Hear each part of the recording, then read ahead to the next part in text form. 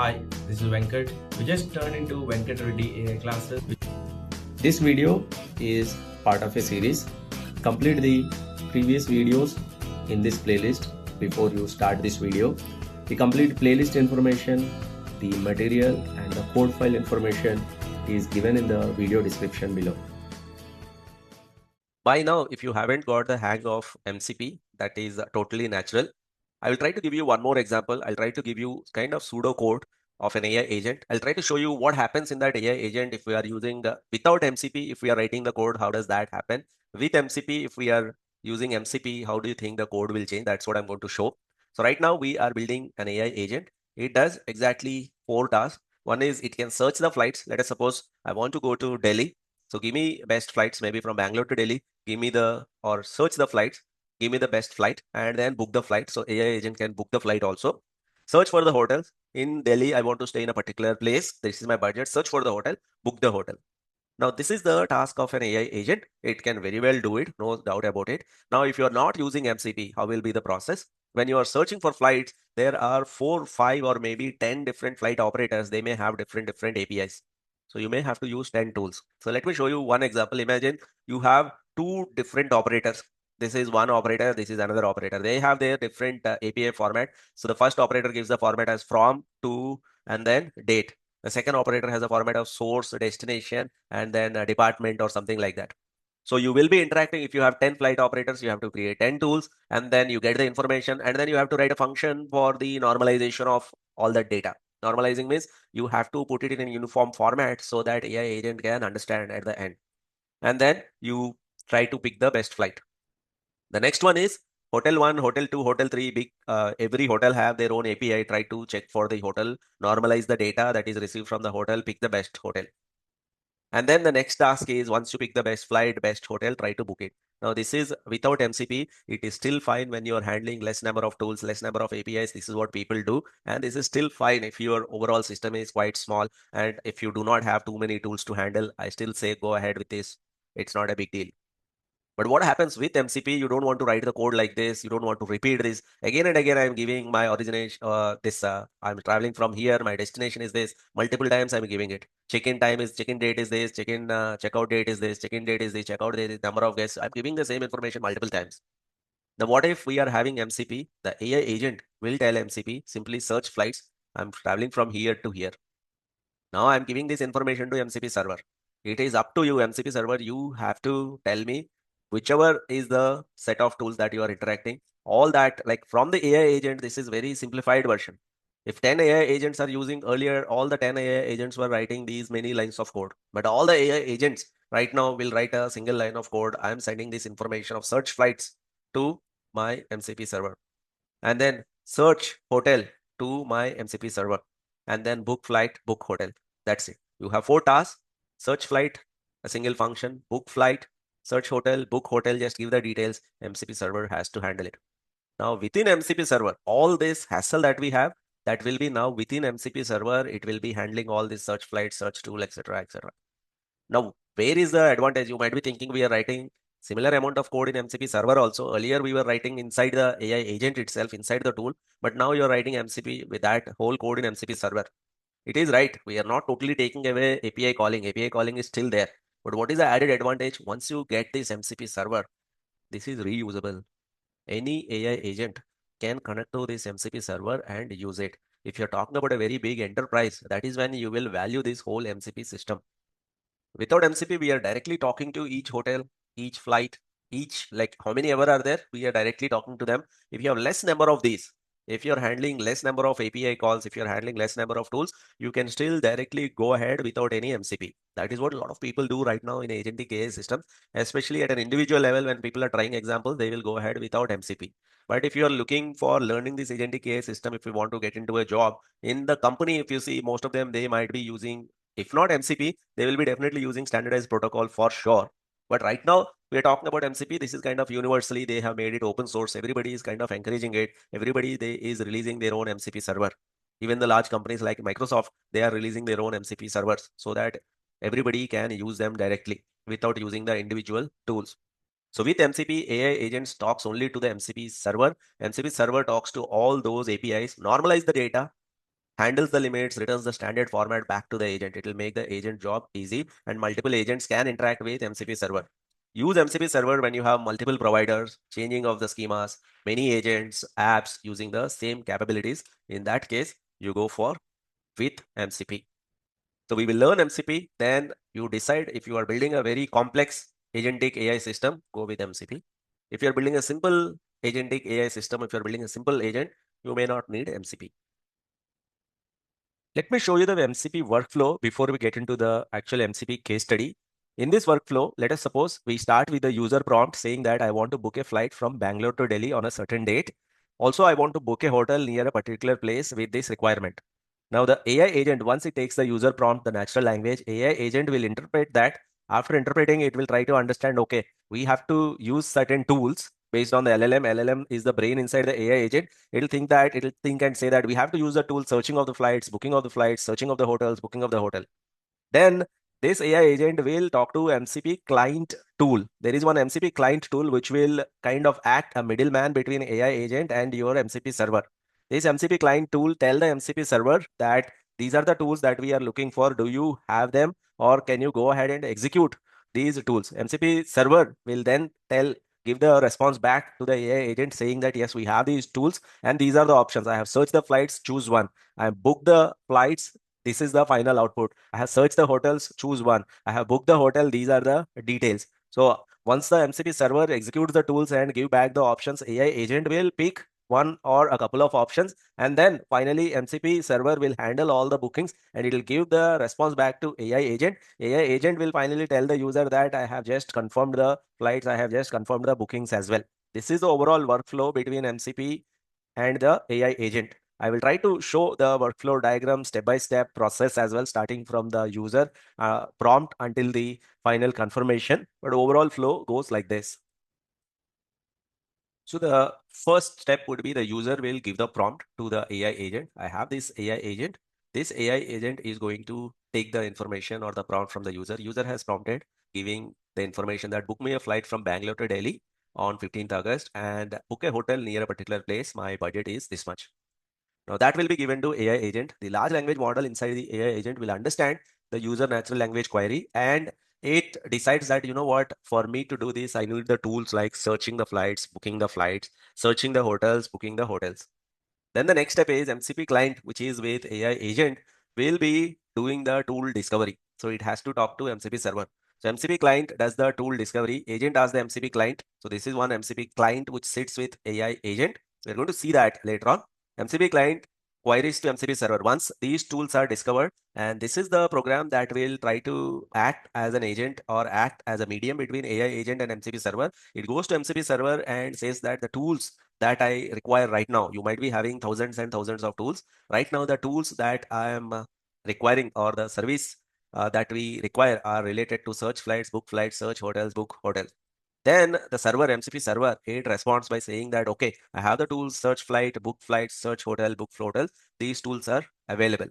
Then the AI agent will choose the tools. Okay, I have these many tools. Once MCP server kind of confirms that all these tools, maybe there are, apart from these four tools, it may give these are the tools, maybe this is the best one or this is the best one, like that. It may give 8 or 9 tools. Then the AI agent will choose the exact tools that is required. The LLM acts as almost like a brain inside that AI agent. Out of the 8 tools that we have given, we require these 4 tools for doing this particular task given by the user. Then the next step is MCP client calls MCP server. Further, MCP server calls the search flights, search hotels, whatever the tools that are required, it will call them. Then once you call them, MCP server will execute because we have already given a confirmation that these are the 4 tools or 2 tools that we want to execute further, and we have given the information. MCP server executes the tools. Then let's say if you are talking about search flight, search hotel, AI agent, MCP server may have to go back to AI agent, ask it to pick the best hotels or ask it to pick the best flights based on user preferences. So there can be to and fro in between them. MCP might send after execution, okay, I have searched for the flights, here are the flights. You know that in AI agent, it's not just one iteration that will happen. There will be thought, observation, AI agent will interact with the tool. There will be a thought. It will pick the first tool. Maybe this is not the right tool. It will pick the second tool. Maybe this is not the second tool. Like that thought, observation, and action. Thought, observation, action. There will be a lot of iterations that will be happening inside an AI agent. MCP server will execute these tools and send the information back to AI agent. Then the AI agent picks the options. LLM picks the top hotel, the flights that it is looking for. And then once this picking is done, finally AI agent will give this information to MCP client for booking the request. AI agent will say that I want to go with this flight option. I want to go with this booking option, because LLM inside the AI agent, based on the user preference, user has asked for 5,000 per night, and it will use its brain and it will use its reasoning to pick the hotel at 5,000 price, the best hotel. It will try to pick the flight that is from Bangalore to Delhi at a particular price and send it to MCP client. Then the MCP client sends the booking request to MCP server. We are nearing almost the completion of this whole task. The MCP server, finally what it will do, it handles the bookings. Once it handles the bookings, it will give it back to AI agent. The AI agent will tell the user that we have just booked your flight. You know what? All this was done in AI agent automatically earlier also. Only thing is, in between there was no MCP server. The process remains the same earlier. Like, what was the process? User used to ask the AI agent, book this flight, I want to do this. And the LLM inside AI agent used to interpret it. AI agent used to directly interact with the tools. Now, I'm not saying that we have reduced the work totally. We have changed the whole process. MCP is not a totally new concept altogether. What I'm trying to say is we were doing earlier also the same task. It was fine if you are having lesser number of tools, but if you're handling lot of tools, lot of API endpoints, lot of databases, if you have to interact with, then instead of interacting directly with them, if there is a change in them, you may have to suffer a lot within the AI agent. You may have to write a lot of code. Instead of that, you interact everything with MCP server. Still, there is pain, but it is one-time pain. Then once you create an MCP server, AI agent can send requests that are like natural language to MCP server. MCP server will handle everything. Now that is the overall flow. What we will do is to get a better understanding of it. Now this is just the theory until now we have discussed. Let us get into an MCP case study to get a better understanding of it. Before we go ahead with the case study, let me show you, or let me try to give you the architecture or what is the overall objective of this case study. So what we do is we will install something called Claude Desktop. This will be our host. We are going to use Claude Desktop. So from here, as a user, we will send the prompt, and then we will keep the MCP server on NA10.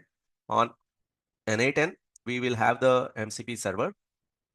Now this MCP server will be connected to multiple tools. Maybe this MCP server is connected to the tool of Gmail, reading the email, sending a reply to an email, or accessing the calendar events, blocking a calendar, or checking the calendar, or like that. All the tools that we want to connect, we will connect on NA10. Now here, if the user gives any request earlier, if you are having an AI agent, you are supposed to have all the tools here. But now we will just create an MCP server, and in the configuration file of your AI agent, you just configure that you interact with this server. Now, if the user gives a prompt that go and checks my calendar, then it will hit the MCP server. It will have multiple tools. It will use the right tool to check the calendar, and it will come back and give us the response. If the user says that send an email to a particular person, then this particular prompt will be converted into a command. Again, it will hit the MCP server. It will search for the tool that has the ability to send an email. It will send the email and come back and give us a confirmation that I have sent the email.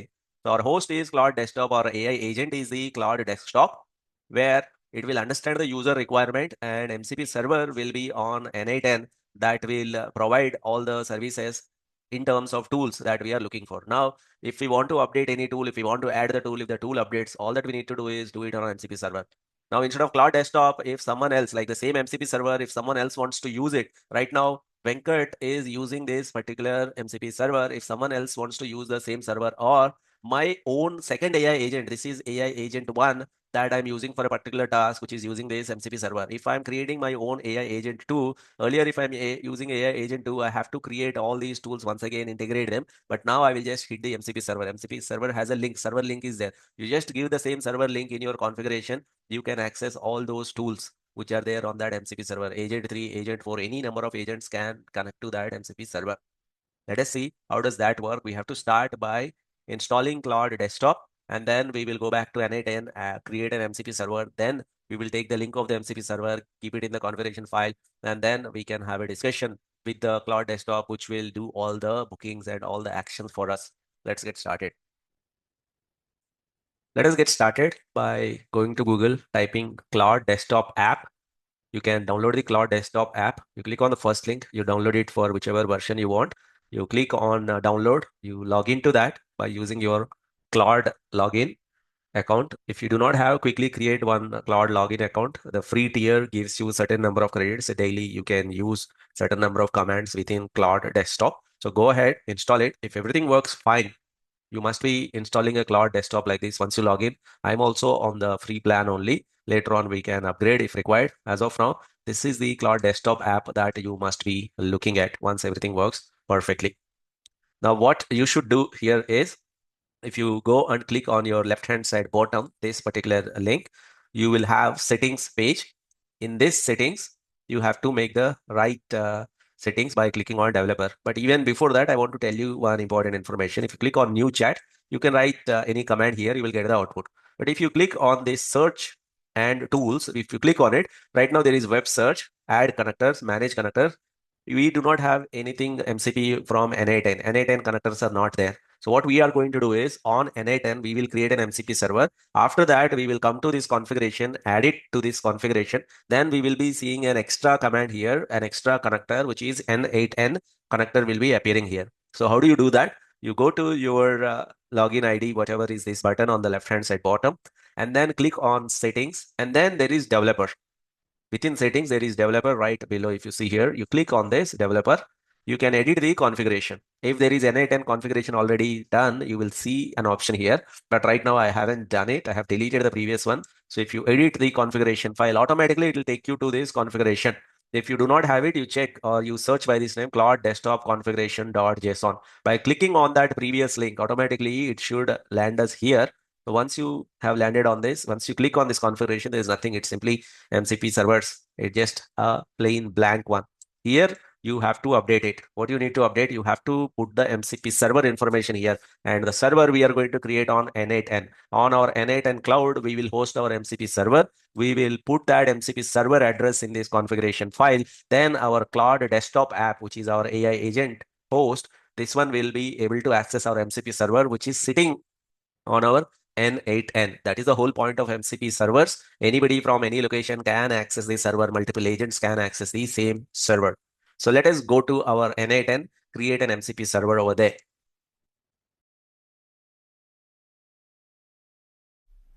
Continue with the next video in the playlist. We are covering everything step by step. If you have any questions or the comments, please post them in the comments window below.